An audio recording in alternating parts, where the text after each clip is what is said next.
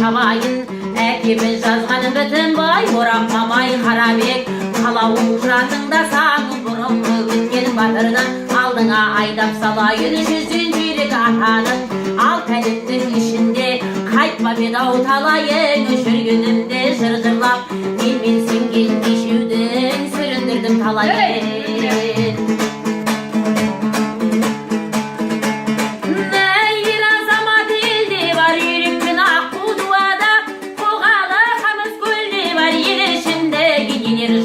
Жыраумен қас болатын неше алуаны пенде бар, тыңдасаң жирың қанатын, жастарың ғибрат алатын құдіретті сөзің менде бар. Орамал шаршы жабатын, сақина сырға салатын, құралай көзі жеңгей бар, жырауың барын аямас, ықыласа үшін елінің осы бүгіні сіздерге жырлағаным жөн болар.